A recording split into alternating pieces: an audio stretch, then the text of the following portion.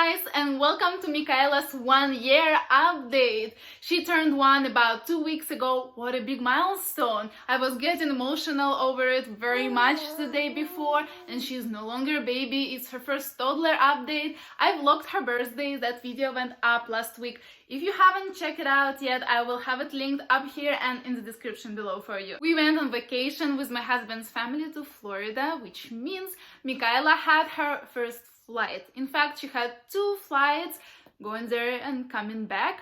Each one was about 1.5 hours, which is not a long time for a flight. However, I do have a few tips to share with those of you who are first-time parents and haven't flown with your baby or a toddler yet. So that video will be going up next week. Make sure to hit the bell icon to get notified about it.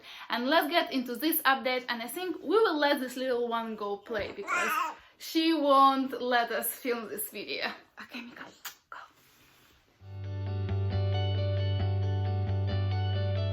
As always, I'll start with physical development. So Michaela hasn't taken off yet, but as of now, she can do about 10 unassisted steps, however, rarely and only when we don't pay attention to her. Most of the time, she walks with support. She can do a few unassisted steps from object to object, and she crawls. I talked a lot about crawling in my previous baby update, well, in my last baby update, because this is a toddler update.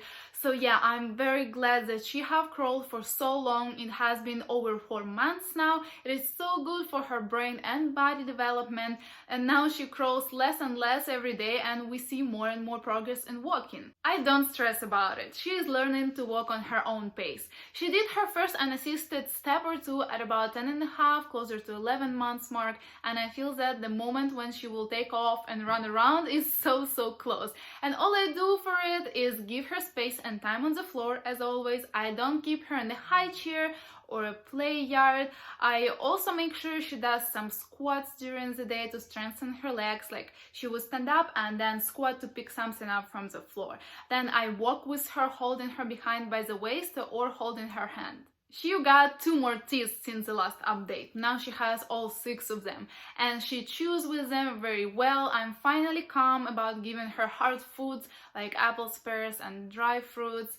She's having a great appetite, and I know I have been saying it all the time, but now it has increased a lot. She is screaming when she sees her plate. She demands eating from our plate. She's always ready for a snack. And now that she turned 1, I'm finally can trust her appetite and know that she won't overeat. She have tried so many new foods since the last update. Bread, yogurt, lemon, chicken, pasta, even a tiny piece of her birthday cake.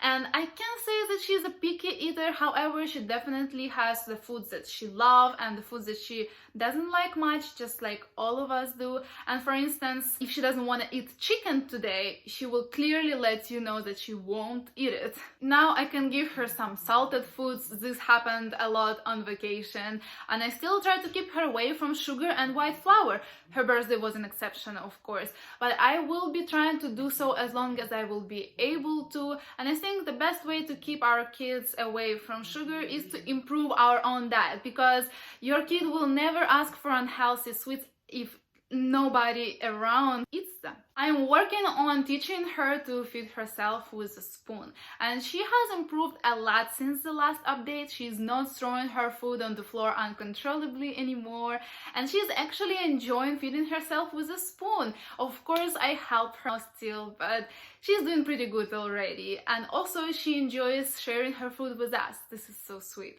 And either I got used to it, or maybe she is behaving better while eating, but this process is not so challenging anymore. What is still challenging are car rides. She is still refusing to stay calm in her car seat. She has to be constantly entertained or given snacks. Although I feel like it got a bit better. Either I got more patient or she did. She haven't learned any new words, but she keeps practicing mama and papa. Mama, papa. Now she's saying it out loud finally. Also, sometimes she says baba, which refers to a grandma in my language, but that's all so far. Michaela got her first haircut. In my country, we have this tradition to don't cut baby's hair until their first birthday. So as I showed in my vlog, I cut a little bit of hair from her forehead on that day and I filmed it. So when we came back home, my mom gave her a full haircut. She's a hairdresser. Let's talk about sleeping.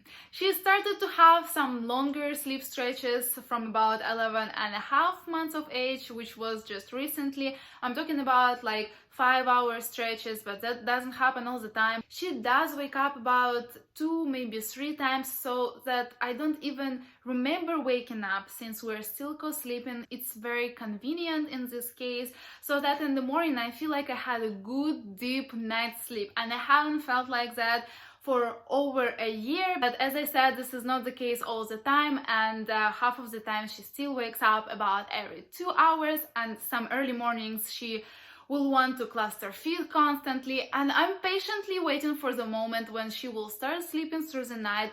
But as long as I know, this is not the same with breastfed babies.